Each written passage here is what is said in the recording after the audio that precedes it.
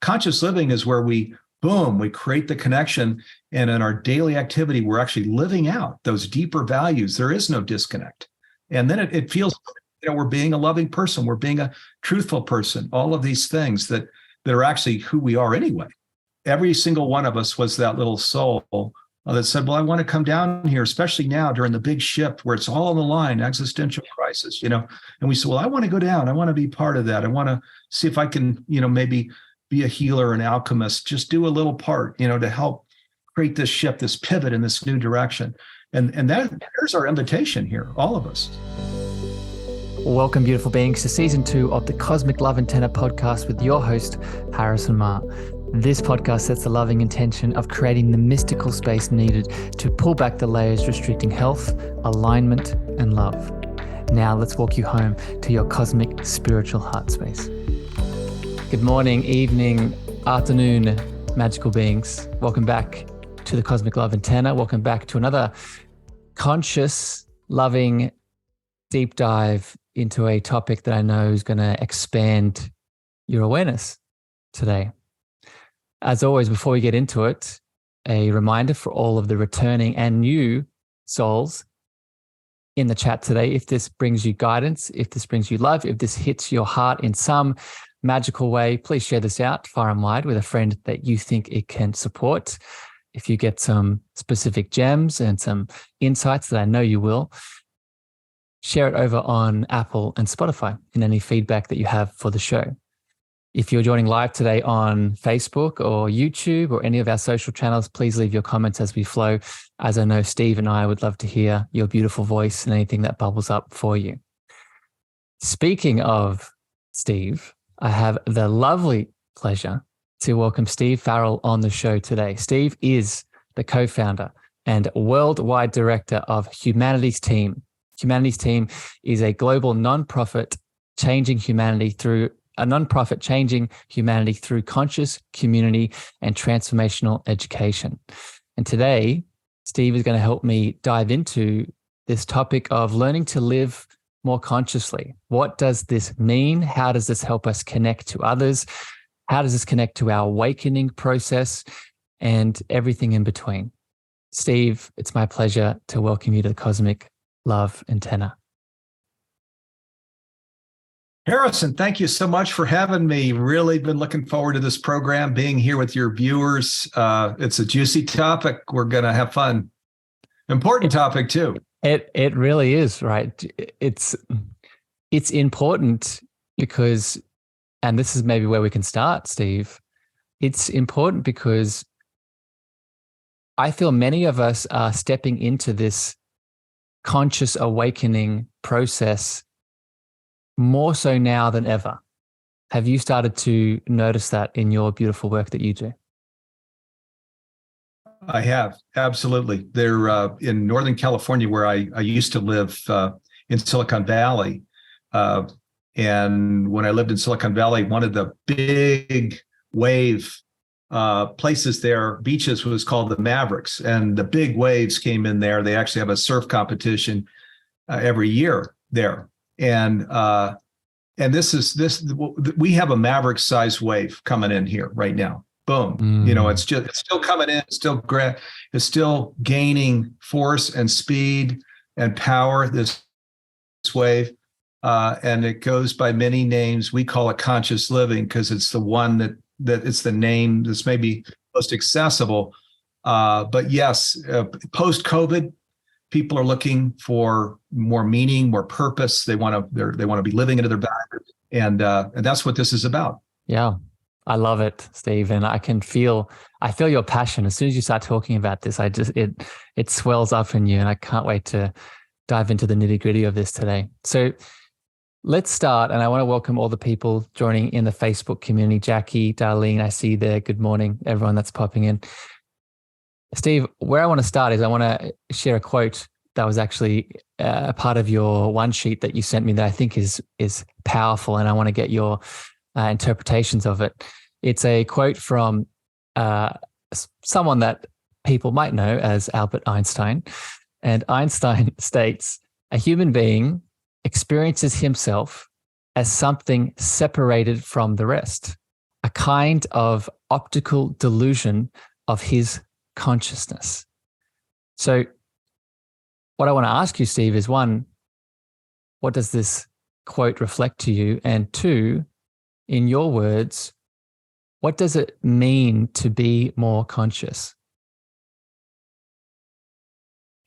Let me say, it's such an important quote.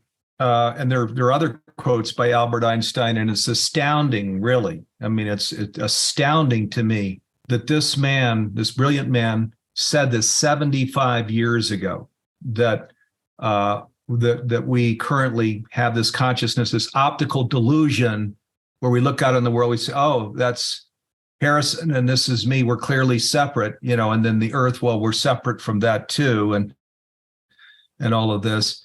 And he said that this represents a prison for us, and the balance of the quote goes on to say, so our job must be to free ourselves from this prison and to see what is so, which, and people may know there in the last 15 years of his life, he was working on what was called a unified field theory, which would prove that everything physical and non-physical, from protons, quantum scale objects, to galaxies, cosmological objects, and everything in between, were a part of one thing, all connected, right? He didn't quite get there in his lifetime, but you know what?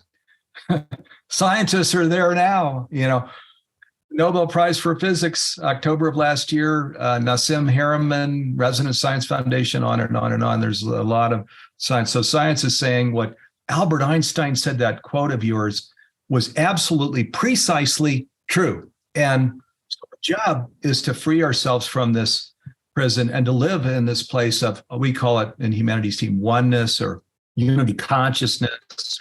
There are different ways to represent it, but to see, in a sense, we move the fence posts out to, I'm married and I have 2 kids. So in today's world, a lot of times, well, it's just the 4 of us, with our dog, and we'll put the fence posts around them. This is who we'll take care of. Well, in oneness, unity consciousness, we don't want to do that. That's just, we're connected to all, but we're one. We're one of the 8 billion faces here on the earth. That's a whole different way of living on the earth. Yeah, and Steve, we don't want to do it for many reasons, right? Obviously, as Einstein said, we don't want to do it because we don't want to exacerbate that delusion. But let's just make it super simple for people that are maybe new to this and new to the science and new to all of it. We don't want to do it because it stops the flow of love, right? I want to get your thoughts on this, Steve. I believe that the delusion of separation, to begin with, is there so we can learn to love.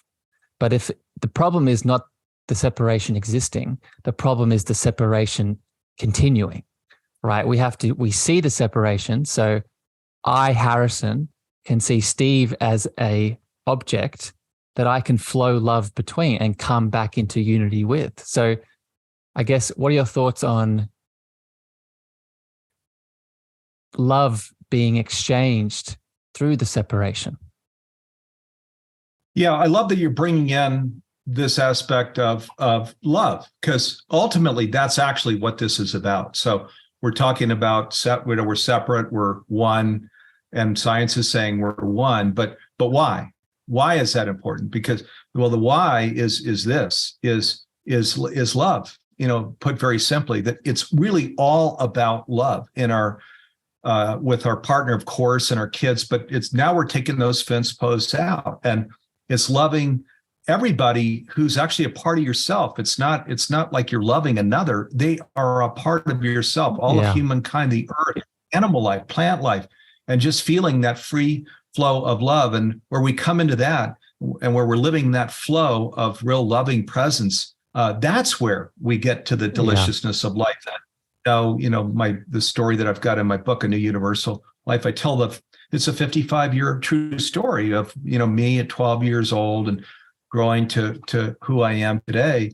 And I was out in Silicon Valley, in the center of wealth creation, where all the, huge financial treasure is. And I didn't find it there. And it's because, what we're talking about is the true prosperity. Yes. And of course, financial prosperity is a part of it, of course, but it's this loving connection, presence, giving of love, receiving of love. that's where we find the real treasure. Yeah. And that financial prosperity usually is a symptom of us finding that deeper love, right? Is a symptom. Like I love your background because it shows what most of us get stuck in is we have it in reverse, right? We chase the money expecting the love to be there and very quickly see that it doesn't occur. Where if we reverse it and we emit the love that we are, the money comes in as a symptom of that passion, that desire that starts to move through us. Have you started to see that in the shift that you've moved through, Steve? Yeah, the irony, Harrison, is that where we hit the jackpot, so to speak, and I created two $75 million companies. That's how I was entered into that whole center of wealth creation, the club, you could call it, with those people that are just where it's a money jackpot. That the irony is when we hit that jackpot and the adoration comes, because in today's world, right, power, fame, and fortune are the big things. When we keep climbing the American dream ladder, there's a lot of cutthroat competition to get there, which cuts us off from a lot of people. The other is that adoration actually it gets in the way of receiving and giving love. It gets in the way. What happens is when I was there and I hit that jackpot, I would meet with people and they would want me to complete their sentence. You give your power away to, this guy, he's a rock star. He started and made all da da da, and everybody's giving their power away to you, and you don't have a chance to be in a true loving, connected, listening, hearing place, receiving place. That's all cut off. Now, on the other hand, when we start living into our real deepest beliefs, which become our daily activity, which is what we call conscious living, where we feel the divine, the one, you could also use science terms if you like, cosmos or universe or love or life, but where we feel our oneness with all of what is here, and we live into that, then we experience life in this totally different way. Yeah. I often refer to it, Steve, on this show as remembering what you've been this entire time, right? I'm sure you've referred to it in many ways in the work that you do, but at the end of the day, it's not a gaining of something. It's not a gaining of another one of those material concepts or identities that you were speaking about, but it's almost like a pulling back of the layers of the onion that needed to be seen in the first place, right? Which I guess brings me, Steve, to another question I want to ask you. And I experienced this on my journey, and I experience this with people that I get to support and help. What, in your opinion, will happen?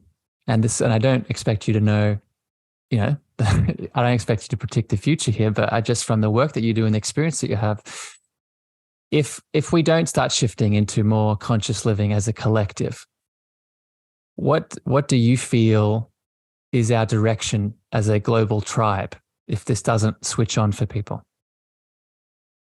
So let me get to the first part and then the second part. The first part, remembering. Please. That's so beautiful and so true, is remembering is exactly right, because we all came from, what science is saying is we have all the properties of the one, right? So the Rumi quote then is true. We're not just a drop in the ocean. We're the whole ocean in a drop. My favorite quote, Steve. My favorite quote. Yeah, which means, wow, what does that mean? That means that everlasting life, like the one, unlimited potential, like the one, energetic beings, which we're increasingly in touch with, all of the things, psychic, as we feel into the afterlife. There are all of these things that come in when we really get that we are the whole ocean in a drop. So, in humanities team, the spiritual dimension of it, we really go deep with that. This whole, we call it the divine or even divinity, where we feel into that deep love and expression, and where we feel into ourself as an alchemist or healer, in the sense that we're all around people that are challenged all the time, right? People get up, they're having trouble. Young people coming along now saying, what's my hope and what's my possibility? Can I have the relationship I want in today's world? Can I even get to where I want to go? Where we can be an inspiration, where we can offer insight, wisdom,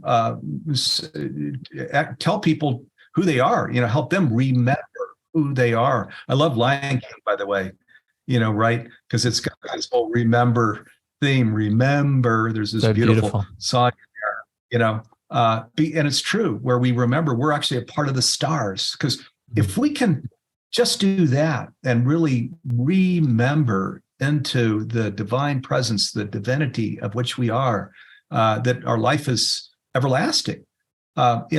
You walk around straight and tall. You walk around with good posture. You walk around empowered, in an ultimate way. So that's so important. Now, you were bringing in then the aspect of, well, if we don't journey into a conscious future, what happens? Let me first say, fortunately, I believe with all of who I am that we can and we are journeying into that conscious future. And I'm just a total optimist that we're actually a good way there already. It's just not being reported by the media. But let's still answer the question: what happens if we don't? Well, the things we're seeing some of that right now. So you're down in Australia. I'm here in the United States. There's extreme weather, right? There's a lot of stuff going on down there with your weather. Same here. That's a function of not remembering, of where we're walking around just as mortals because we learned that we're human, which we are. It's just an incomplete understanding that we're bones and flesh and we'll be 6 feet under one day. That's all true, but there's an expanded reality that we're trying to bring people into.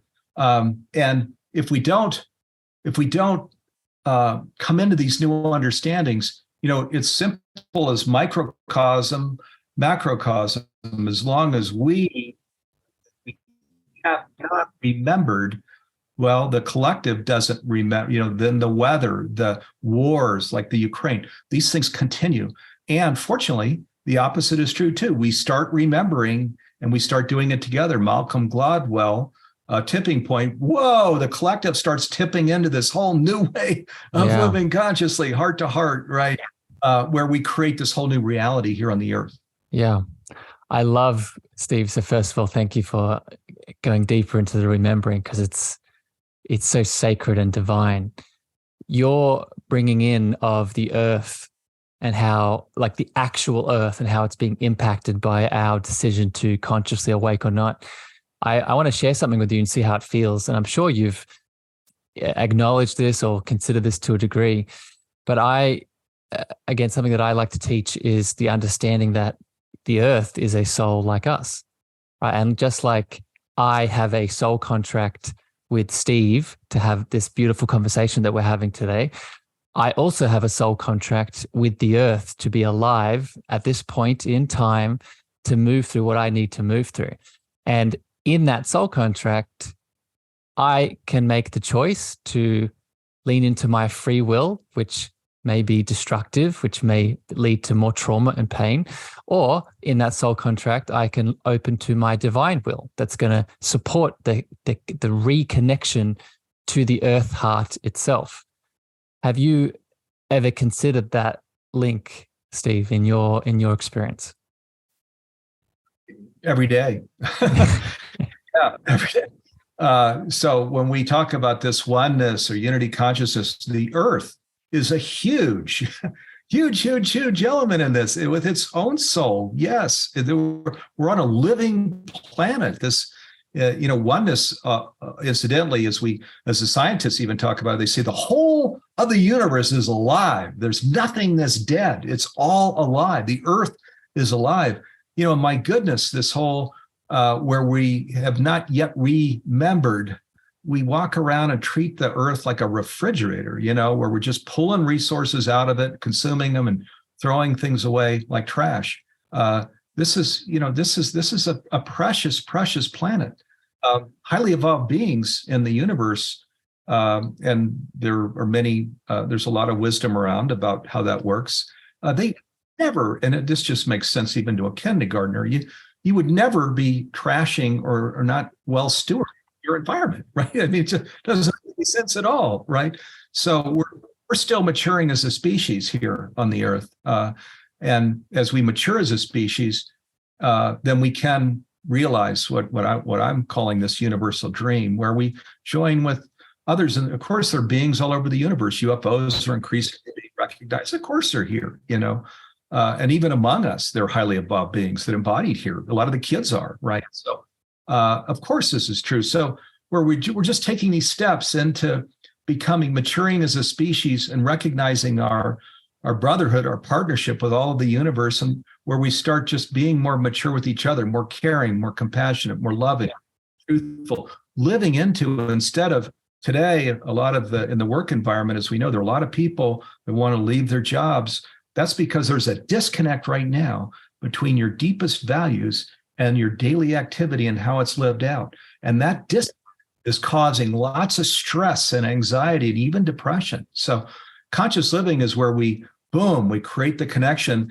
And in our daily activity, we're actually living out those deeper values. There is no disconnect. And then it feels, we're being a loving person. We're being a truthful person. All of these things that are actually who we are anyway. Yeah. I had the pleasure, Steve, yesterday. I'm sure you've connected to Roland from the HeartMath Institute, or you've connected to HeartMath Institute at large. And I had him on the show, and we were talking about the impact of, you talked about being in the work environment, but the impact of being in heart coherence in the work environment. And I think this is very linked to what you're saying around conscious living. Conscious living, most of that conscious expansion, it does move through the lower mind and the higher mind, but it begins with the heart in many ways. It begins with dropping back into the heart, because that is really our access point, right? Where we start to connect to each other more deeply. Steve, I want to shift here a little bit, and I want to ask you a question, again, along these lines of conscious living, but more about certain individuals. And before I get to that, I just want to welcome all the people that are joining in the Facebook chat. Sharon, Lance, I see your beautiful comments. Thank you for adding in. I'm happy this is activating you. In your work, Steve, at Humanity's Team, I know you work with a lot of really powerful spiritual leaders, right? You work with Neil Donald Walsh and Michael Beckwith and Greg Braden and all these people that are producing content on the network. And I'm wondering, I've noticed that when I've connected to these powerful, consciously aware humans that are doing work in the world, even yourself to a degree, that there is a presence that they emit. There is a presence of consciousness that we walk around with and we can sort of tangibly connect to. I'm wondering if you could, one, have you noticed this with some of the people you've connected to? And two, what do you think is going on with this presence that people sort of tap into? Yes. So these are people that you mentioned that are out in the world who have really done their work. Stephen Covey used to talk about his 7 habits, and he said you had to have a private victory, right, before you could have a public victory. So, and these are people who have enjoyed their private victory. Their private victory is they really, really deeply get these things we're talking about, and they embody those things. And this is why their books and their seminars and their retreats and their master classes and all these things are so powerful, because they really get it. They are living into it. They are full speed out in the world, with this wisdom, and people can sense it. It's not just a talking head, where there's an articulation. There's an embodied expression, as you mentioned. You really get it, and in the end, that's how this whole tipping point thing is created too. It isn't our words. We can't, if we just write things or we just mouth things, that has very limited power and reach and potential.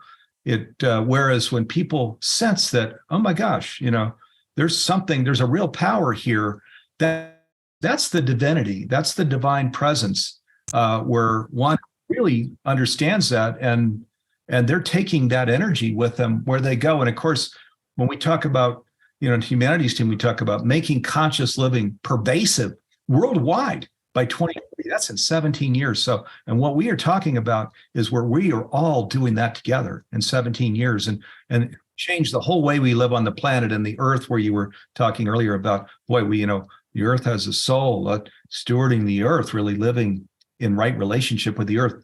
We are doing that, because we understand this precious, precious planet that we live on. Yeah. I think your mission, Steve, it's not just powerful and beautiful, but I feel it's very obtainable. And I think one of the reasons it's obtainable, and this is what I want to get your perspectives on next here, one of the reasons it's obtainable is because of the hardship that we have faced over the last couple of years, right? We could speak about all the examples from, the pandemic to everything in between.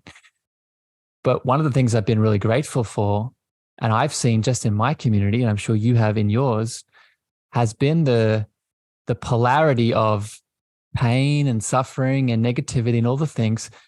That polarity has pushed all of the awakening conscious beings more into the surface, more into the limelight. Like for me, for example, I actually started my online business right before and as COVID hit. And I don't think that is a coincidence. So I'm wondering have you observed this too, Steve? And what are your thoughts on this? Yeah, absolutely, Harrison. Sometimes we call this whole thing the spiritual gem, right? Where all of the things, actually, there's, you say no coincidence, not random. Absolutely true.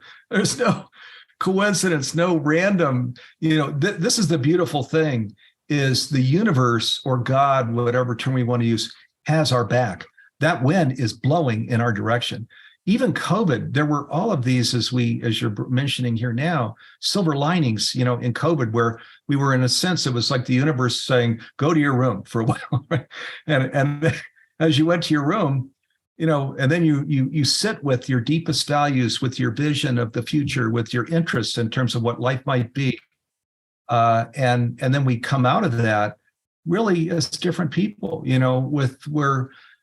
where people say, I want more meaning in my life. I want to feel purpose in my day-to-day life. I want these deeper values. I don't like this disconnect, so therefore people are leaving jobs where that disconnect is rather strong, and starting their own company or joining conscious companies and things. So yes, we've come strongly out of COVID, propelled actually in this direction that we needed to go. The universe actually, of course, a lot of people transitioned during during COVID. I don't want to diminish that. That's hard on a lot of families, but it did absolutely propel us in this direction of conscious living and conscious journey. We do now have a strong wind at our back as we journey up this hill to this whole new way of living. Yeah, it's beautiful, Steve. Another way that I sort of see it is, we all have personal, individual shadow work to do, right? The lovely Lance in the chat made a comment: our ignorance leads to our awakening, right? And that's our shadow work, right? All the things that we've repressed and ignored inside of us, when we step into it, it helps us expand. And I think in many ways, everything that happened over the last few years, it was the collective shadow, right? It was the collective shadow that we've been repressing for so long, in many ways, now coming to the surface, and people like you and the work that you're doing and the work that I'm doing and others alchemized the shadow, right? Alchemized the shadow back into love, back into unity, back into connection. Yeah, this means that we look at everything. We really, really deeply look at things, including things of where our diet or our thought thoughts, that go in directions that aren't healthy, where we look at everything and we say, is this who I want to be? Because on the other side of that, after we work through that is, what is the grandest version of the greatest vision that I could ever have about myself? And then we get up each day, and it's not that we're going to be perfect or even excellent, in every minute of every day, but where that is really, that's the vision, that's the dream, that's the goal of, boy, let me just bring my very, very best and my most loving and truthful self, to the world. And of course, it starts with ourselves too. That kind of could be its own topic. Is for many people, people are starting out really rather diminished, not feeling empowered, not that when I was saying standing strong and tall, understanding, we are part of the universe. The universe could not be without us. What scientists are telling us are true. There are a lot of people that don't feel that aren't in touch with that, and they don't feel empowered. And there's even anxiety that's substantial or even depression. And so that's the starting point for ourselves, is really getting in touch with and doing the work of who we are, and really feeling into that, and including the shadow work of what are the things that about ourselves that we feel are rather immature, and aren't helpful at all, or unhealthy, and how do we heal those things? And that's part of this private victory thing that's so important for all of us. So before we can really be all of who we want to be out in the world. Yeah. I want to shift here now, Steve, to some more sort of connections to conscious living at large in our collective. And through Humanity's team and the work that you do in the world, you have a really interesting sort of spot to observe a lot of the trends that are going on in the conscious movement, right? I think just talking about conscious living is beautiful, but I think if we can get specific and start pinpointing the different areas that sort of conscious awakening and conscious living is occurring, then people listening can be like, oh, I'm already in that, or I'm getting close to that. I can start sort of leading into it. So I'd love to hear, Steve, through the work that you've done with Humanity's team, what trends are you noticing sort of coming up that people should look out for as they start to consciously awake and step into more of their power?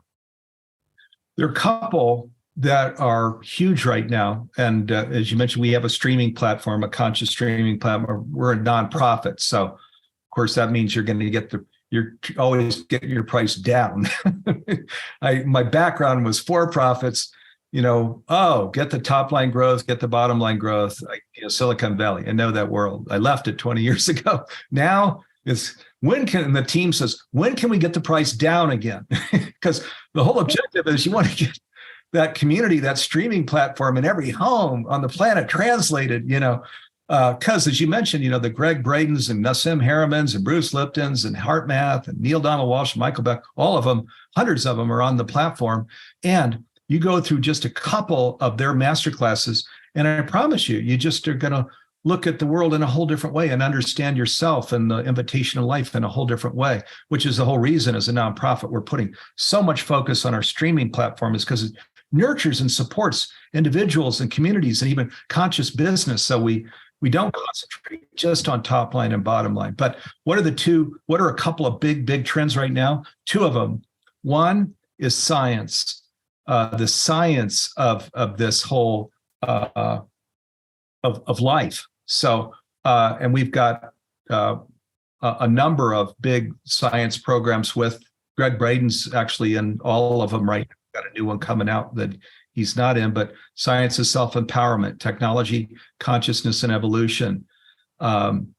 The forbidden science, this recent one that he did with Nassim Harriman, it's called forbidden science because it's not allowed in the classroom here in the United States anyway. They just won't allow it, where we of oneness, and then 5-year guide. And there's a new science one coming. So if people are fascinated by science, and I can see why, because what we're talking about, Harrison, you and I here, are our most fundamental, basic, our most important beliefs, our beliefs about life, So, and we grew up with an incomplete understanding where They just talked about the human body and, your flesh, and you're at some number of years, you're going to go to bones and dust, and then they'll put you 6 feet under. It's all true. It wasn't untrue. It's very incomplete. We're actually learning now, we're energetic beings. We need to remember the whole spiritual basis of life, which is what conscious living is. We're renewing and restoring our connection with the divine, each other, and all of life. Science is important. It gives us a foundation where we can stand on something on real firm ground and understand that we're changing our beliefs because of what science says is so. So that's huge. The other one that's huge right now is what is the near-death experience, and also the mediumship areas where we're lifting the veil. This has been another big problem area for us, where we're living unconsciously, where candidly we use the word death. In humanities team, we're not using the word death anymore. This might sound strange to some of your viewers, but I'll just say I know from all the mediums that I work with and the near-death experience people that I work with, death as we know it, where the body, we die, we're gone, dust 6 feet under the body. Yes, it's true. It does, bones and dust 6 feet under is true. But our consciousness, we are conscious beings. We're energetic beings. We go to the non-physical realm, and people are fascinated as they come to understand these near-death experiences. We have the big program we're doing right at the moment is with Dr. Eben Alexander. He wrote Proof of Heaven, a New York Times bestseller. Karen Newell, who's his partner, and then Suzanne Giesman, who's one of the most esteemed mediums today. And the three of them teach this program. There's a free program, actually, this coming Tuesday. It's called The Wisdom on the Other Side of the Veil. If you go to humanitiesteam.org, you'll see right at the top, you'll see it. It's a free program. We're broadcasting it for the very first time on Tuesday evening in the United States. And then there's an encore on Saturday next week. And people are fascinated, where they understand deeply exactly how this works. Once our consciousness leaves the body, what happens, and what is that journey like? We take people through that whole journey of what exactly is happening, how that works. And here's the interesting thing is there are many near-death experiences now, going all the way back to Plato, this 450 BCE, 2,500 years ago, that have been reported. And you know what? They're all essentially saying the same thing. So it's not like we're just having some hallucination. No, they're saying that they report a similar process where we travel through a light tunnel. There's a life rhythm, all of these things. And then mediumship also, where like Suzanne Giesman and others that we're working with, where they're teaching you to connect with your own loved ones and angels and guides and others in the non-physical realm. Just this morning, I connected for the first time with my sister who passed in the early 1980s. I've connected with my dad many times. My grandmother was pretty strange when she came in, because I wasn't that close to her, and she came in with a message for my wife.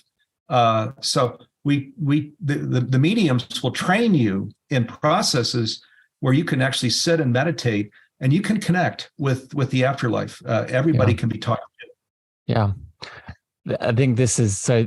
Thank you for outlining those trends, Steve. I'm so excited for all of this, but let's speak to the mediumship one, because this is another example of the connection between the microcosm and the macrocosm, in reference to, I've seen this in my world, right? Just from not just the work that I do, but this show, right? The people that have come on this show in the same sort of way, it sounds like, through Humanities Team, the people that you're interacting with, sharing the same sort of thing. And I think it's a symptom, Steve, of this larger movement of consciousness expansion, right? We're starting to realize that, death itself, it was always a transformation, right? It was never an end to something, right? You spoke about the science lens before as well. We know that if we break everything down, we're energy, right? And energy is neither destroyed or created, is either moving or transforming into something else. So you combine these two ideas of the science of energy and our connection to spirits and angels and guides, to me, I'm excited for the collective to embrace it more, right? And I think it's going to be such a powerful shift. A question that comes up with it, Steve,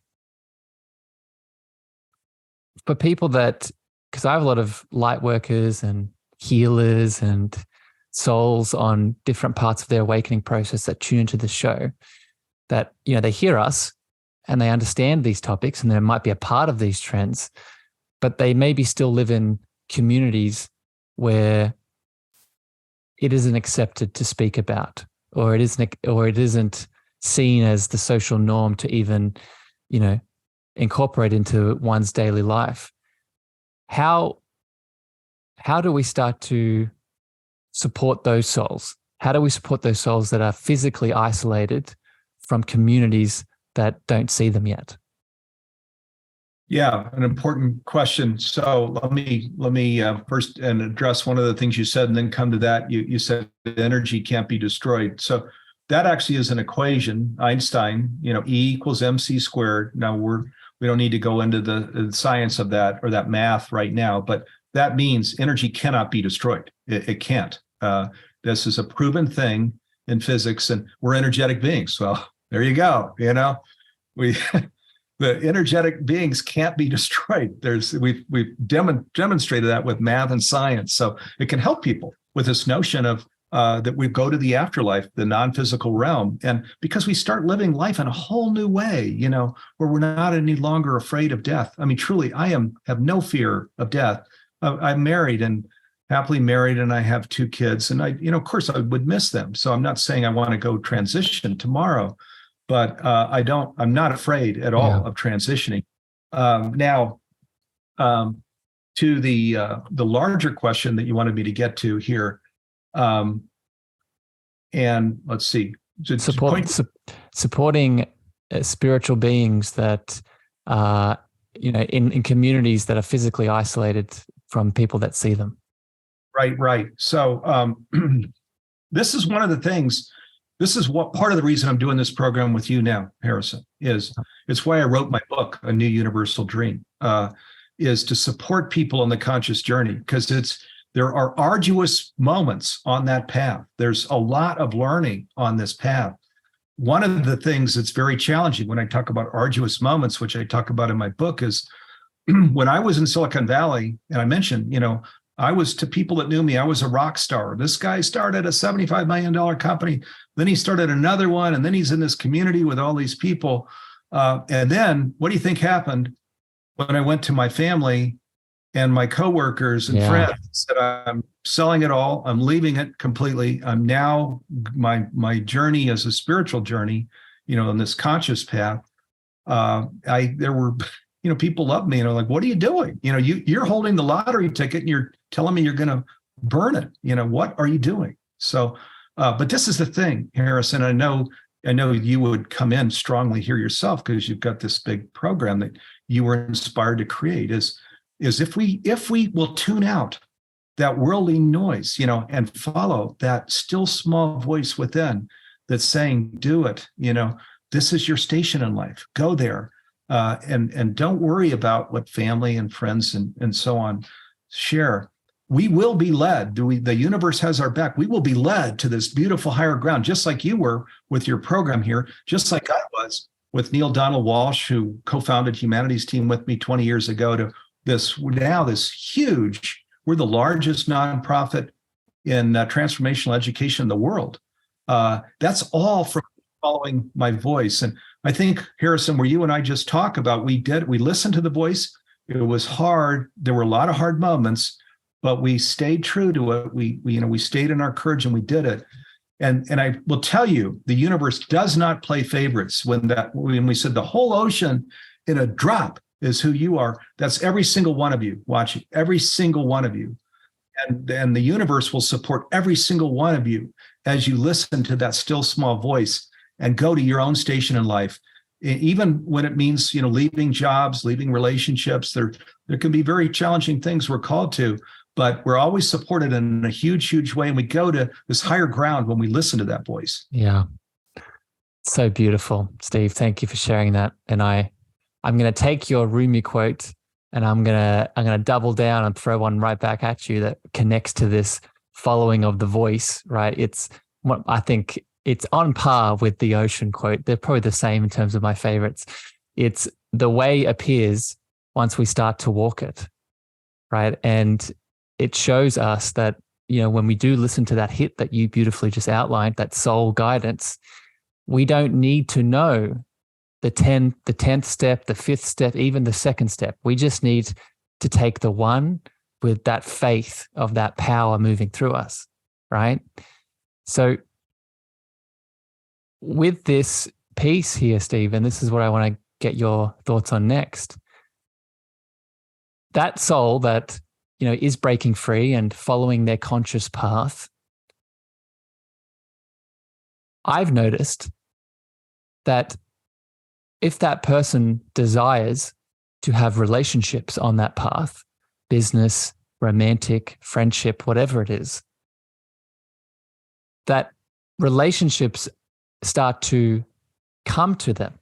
They attract, rather than searching for the people to fill the space that they may be looking for, they come into their field once they join up to their inner alignment, right? As an example, Steve, you came into my field, right? Through my alignment, right? Through my connection, right? There was no pushing or forcing. It just flowed, right? So I'm wondering if you could speak to this phenomena, and have you noticed this on your path? Yeah, absolutely. Absolutely. In fact, I think a lot about this. So, and I've even had some really unbelievable wisdom come to me in the last week on this. First, let me just say that what science is saying is there's a universal wisdom, right? And some even call it, it's like 452 hertz or something, that there's a universal frequency, a universal cohesion, to all of life, and when it's fully awake. So, but here on the earth, where we're now a young species, what happened? We're energetic beings, and so individually and with the small groups, and we have a consciousness that is not at that level yet. So, which is why Einstein shared that quote at the beginning of the program that you read, that we need to elevate our consciousness. That's how we get there. He says no problem can be solved at the same level that the problem was created. We need to elevate our consciousness. Now, I believe how it works, this was the wisdom that came to me just in the last week, is that there are different levels of consciousness as we're elevating our consciousness. There's the individual, there's the tribal, then there's a super consciousness, there's a supra consciousness, which is the highest level. In those higher levels, what we're doing is we're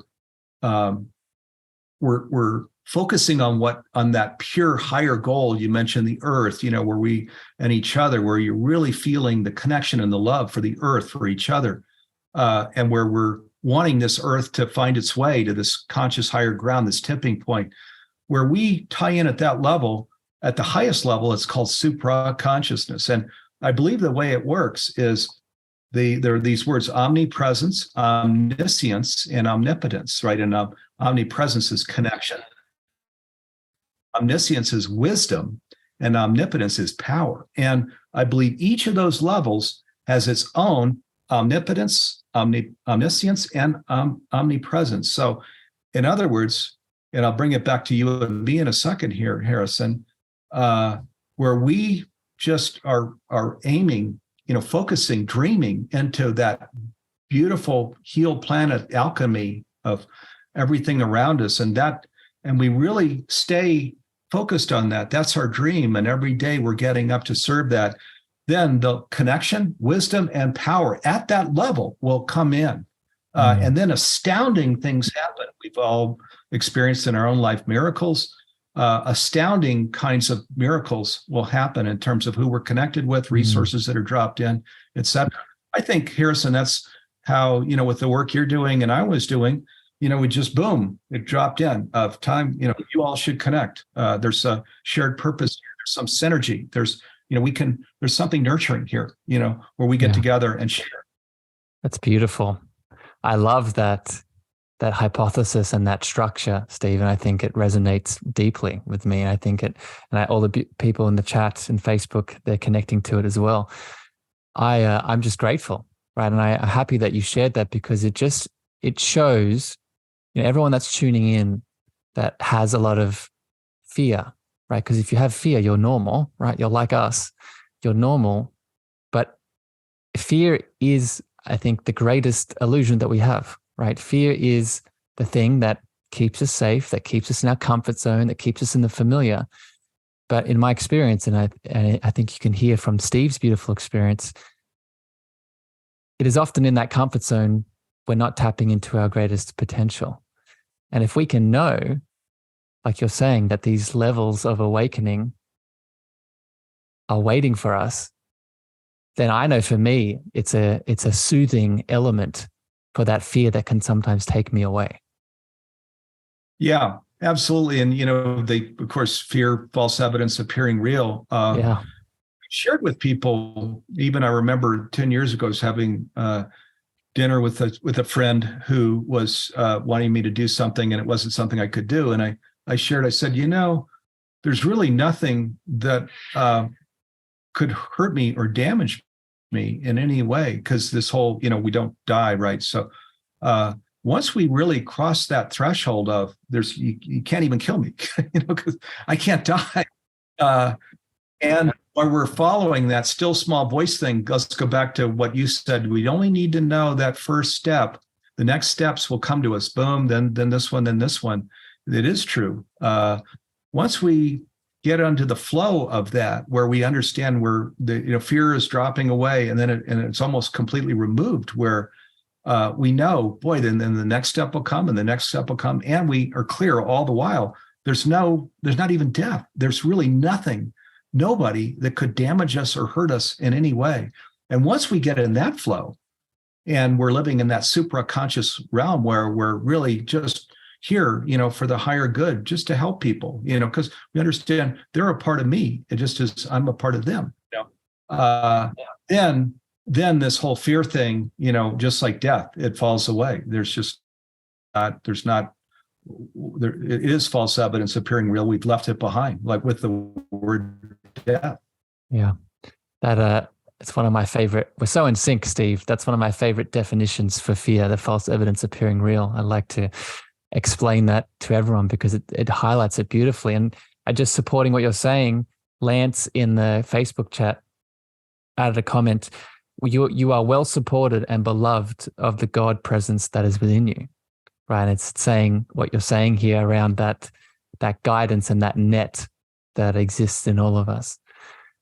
Steve. Yeah, and I think we just, as you know, the co-founder of Humanity's Team with me, Neil Donald Walsh, he wrote the Conversations with God books. There's a children's book that came out of that called The Little Soul in the Sun. And it's, which reduces it down to just a children's little thing. But it's the true story, actually, of the whole Conversations with God cosmology. And what it says, this little soul comes up to the big soul, the one, and says, "Hey, one, I want to be the light." And the big soul says, "Well, of course you are the light. I mean, that's all there is here is the light, right? This is in the non-physical realm."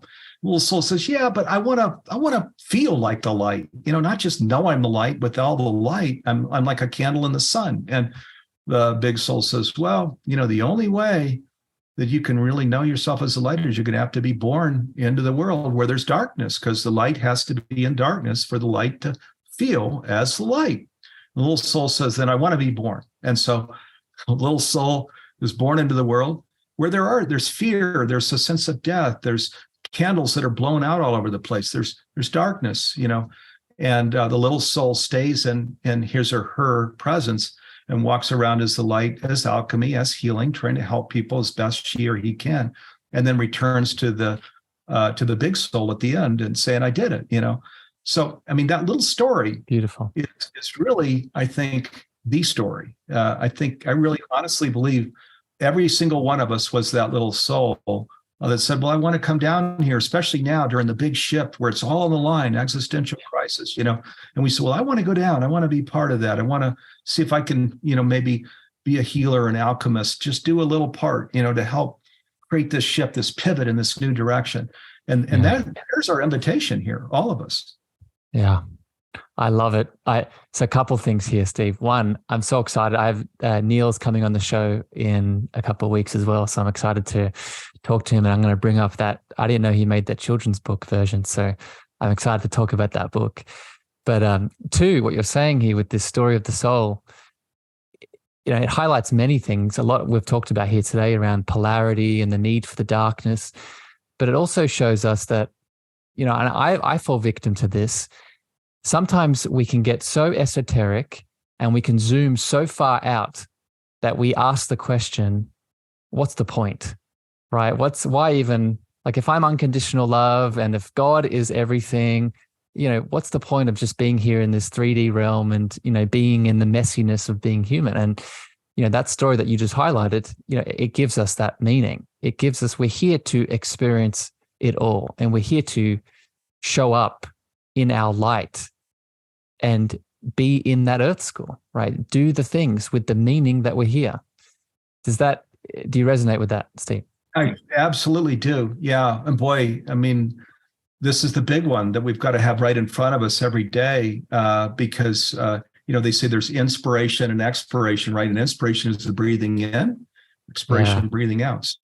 And it's that breathing in and knowing why we came here, that we did all, I believe we all chose to be here at this moment that's in the history of the planet. There's never, ever been a moment even close to this moment where we have to come into this whole new understanding about God and about life, about the planet, and then start living into it, not just having the awareness, but in a sense, going from the logic center of our mind to the wisdom center of our soul. We move, that's part of this whole involution. We move down to the wisdom center of our soul. And in the wisdom center of our soul, all the things, Harrison, you and I are talking about become operative. This is what we naturally do. Yeah.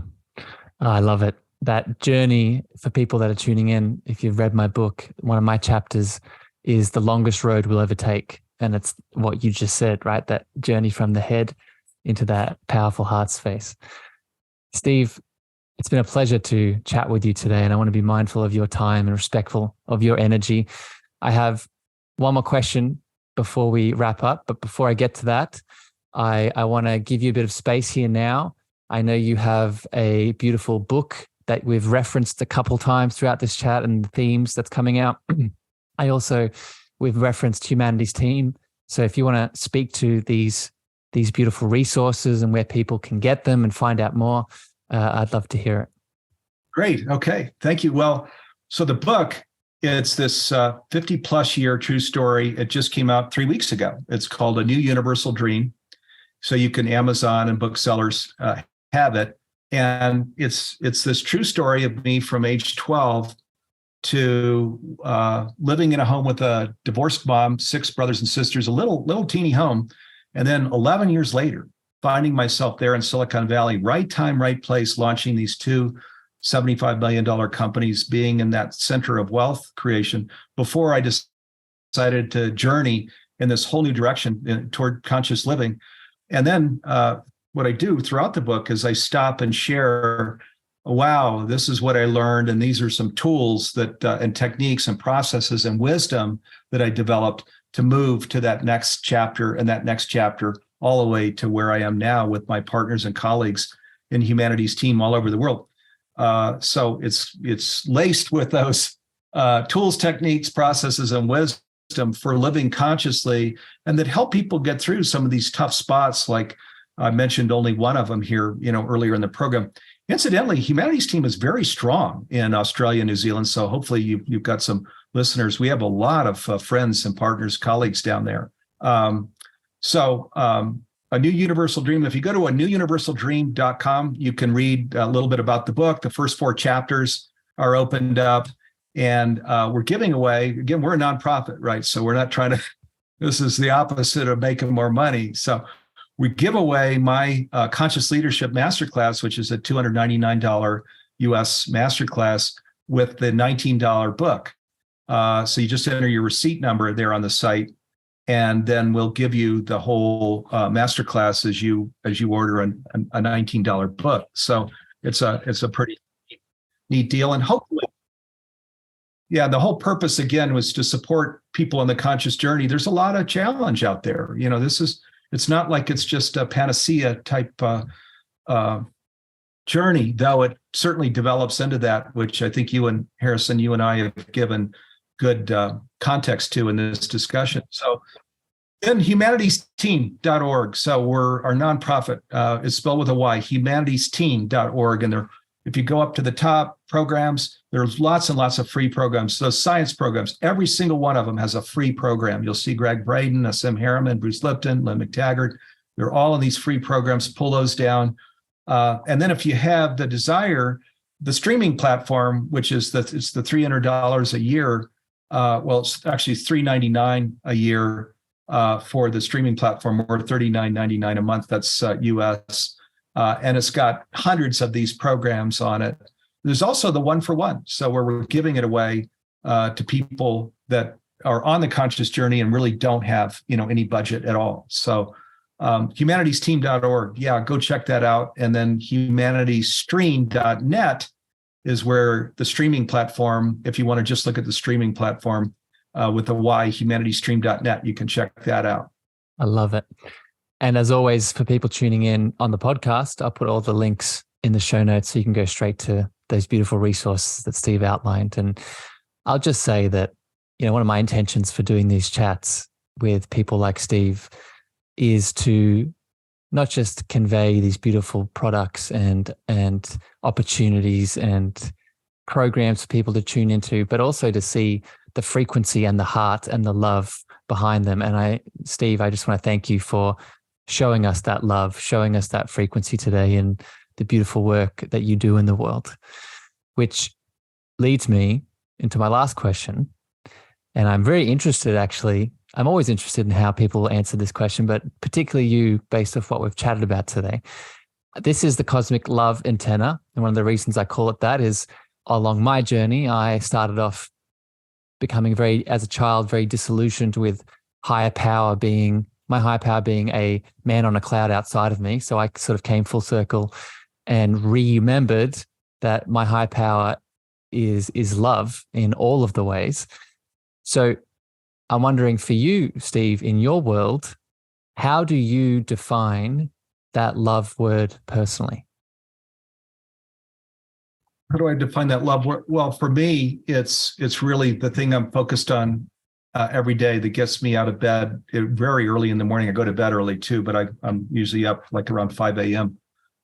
Is I see what that dream, that vision that we're talking about, where it's there in full. And before I transition, before I leave this planet, that we are experiencing that, young and old, in countries all over the world, this microcosm, macrocosm. There's enough of us who have shifted into conscious living, remembering that the whole world is tipped, and that where we know ourselves as divine presence, as love, as the expression of love itself, as health and healing and well-being and alchemy, where we know that and have intimate relationships that way. And education is experiencing that with healthcare and politics and so on.